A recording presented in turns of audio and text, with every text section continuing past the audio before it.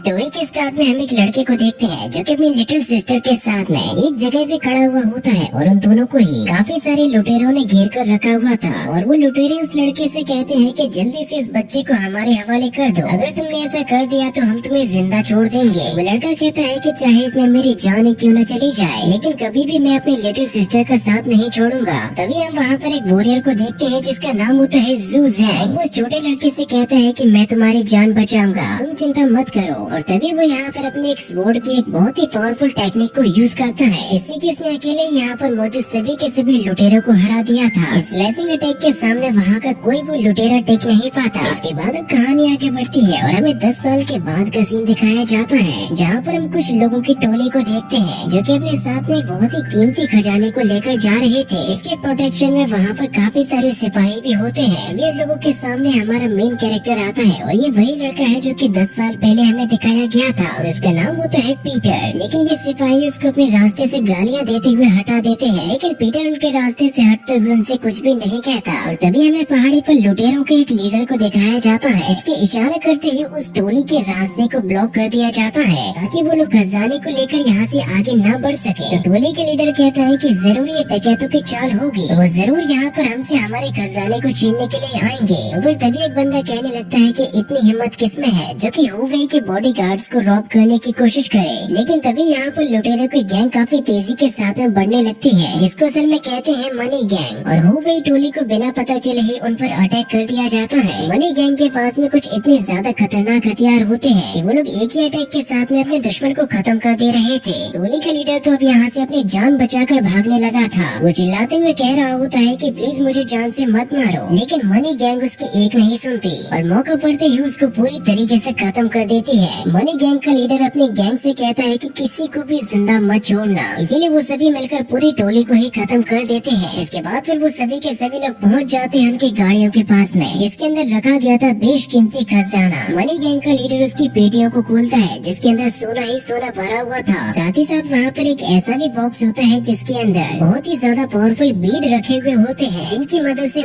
बड़े लेवल को भी ब्रेक थ्रू किया जा सकता था। लेकिन फिर तभी उन लोगों के सामने एक वॉरियर आ जाता है जो कि असल में होता है पीटर। तो पीटर को देखकर मनी गैंग के लोग कहने लगते हैं कि गांव बसा नहीं कि भिखारी पहले आ गए। इन्हें तो ये देखकर बहुत ही बुरा लग रहा होगा कि आज हम लोगों ने कितना बड़ा हाथ मारा। वैसे आज हम लोगों का मूड काफी अच्छा है, इसीलिए हम तुम्हें तुम्हारी जान बख्शते हैं और पीटर तुम्हारी भलाई इसी में है कि तुम यहाँ से चले जाओ। तो पीटर उन लोगों से कहता है कि मुझे ये खजाना दे दो, मैं तुम लोगों की जान बख्श दूंगा। जिस बात को सुनकर मनी गैंग के लोग हंसने लगते हैं और वो कहते हैं कि हम ऐसे लोगों को खजाना कभी भी नहीं देते जो कि लड़ना ही ना जानते हो, लड़ाई में ना आते हो। तुम तो केवल छुपे हुए हमारी लड़ाई को ही देख रहे थे। और तभी एक बंदा उसके सामने जाकर उससे कहता है कि आ जाओ बच्चे मेरे साथ में खेलो, अब बहुत हो चुका है तुम्हारे साथ में हंसी मजा। हमने तुम्हें समय दिया यहाँ से जाने का, लेकिन तुम नहीं माने, इसलिए अब तुम्हें मेरे वार से कोई भी नहीं बचा पाएगा। और पीटर कहता है कि मैंने तुम्हें मौका दिया लेकिन तुम उसको गवा चुके हो। इसके बाद फिर वो तुरंत यहाँ पर अपनी स्लैशिंग स्वॉर्ड को निकालता है और अपनी सुपर फास्ट स्पीड के साथ में बढ़ने लगता है मनी गैंग की तरफ। सिपाही तो केवल पीटर की स्पीड को देखकर ही चौंक जाता है। इसके अगले ही पल पीटर उस पर अपना अटैक करके उसको पूरी तरीके से खत्म कर देता है, क्योंकि अब वो कोई छोटा बच्चा नहीं रहा जो कि अपने दुश्मनों से डरे।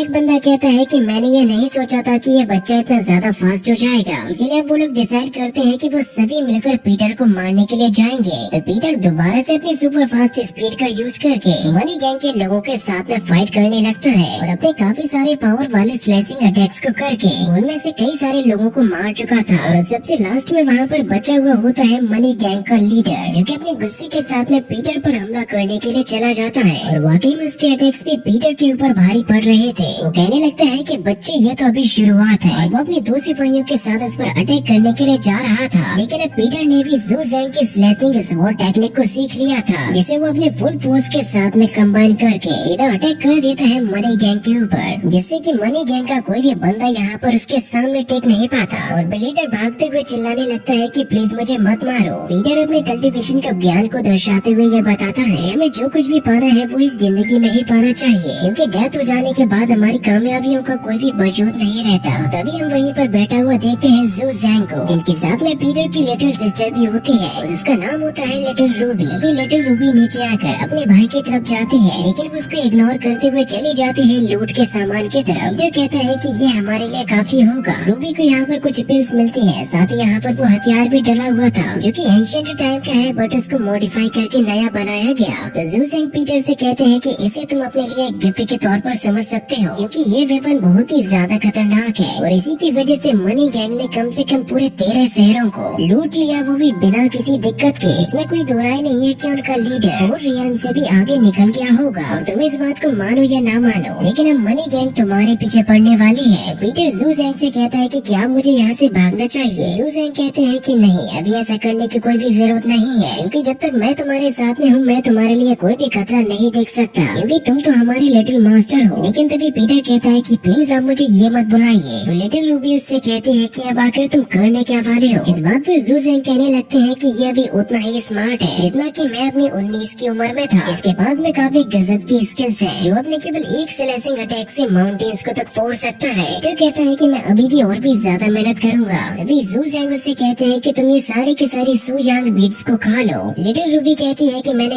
एक बार में पूरे 100 बीट्स को खा लिया था। पीटर को अपने 8 रियल में पहुंचने के लिए कम से कम 1000 पर्पल प्रोफाउंड बीट्स को खाना होगा। जू जेंग कहते हैं कि पीटर की कल्टीवेशन क्वालिफिकेशन नॉर्मल पीपल से काफी ज्यादा अलग है, लेकिन उसके पास में स्पेशल फिजिक का एक एडवांटेज भी है। मुझे समझ में नहीं आता कि मैं इसको वरदान समझूं या फिर एक श्राप। अगर तुम ब्रेक थ्रू करना चाहते हो तो तुम्हें बीट्स खाते रहने होंगे। अभी पीटर कहता है कि मास्टर मुझे और कितने खाने होंगे। जू जेंग उससे कहते हैं कि मैंने तुमसे कितनी बार कहा है तुम मुझे मास्टर नहीं बल्कि अपना बड़ा भाई बुलाया करो। और फिर तभी लिटिल रूबी जू जेंग से कहने लगती है तुम इस सिल्वर बॉक्स को यहीं पर रख दो, नहीं तो तुम दोबारा से इसके बदले वाइन खरीद लोगे। इसके बदले हम लोग अपने 3 महीनों का किराया चुका सकते हैं। जू जेंग कहते हैं कि पैसों का संभालना बड़ों का काम होता है, छोटों का नहीं। इसीलिए बेटा तुम अपनी प्रैक्टिस पर ध्यान दिया करो और तुम्हें मुझे अंकल बुलाना चाहिए। लिटिल रूबी कहती है कि मैं तुम्हें अंकल क्यों बुलाऊं, बल्कि तुम तो मेरे ही पिता के अप्रेंटिस हो। दूसरे शब्दों में कहा जाए तो तुम भी मेरे ही साथी हो, इसीलिए चुपचाप सारा पैसा मेरे हवाले कर दो, क्योंकि अगर हमने किराया नहीं चुकाया तो हमें रोड पर सोना होगा। और फिर तभी पीटर की नजर पड़ती है एक बंदे पर जो कि वहीं पर छुपा हुआ था, और ये मोटा साउंड भागते हुए उन लोगों के सामने आ जाता है। और इसी के साथ में एपिसोड भी यहीं पर खत्म हो जाता है। इसके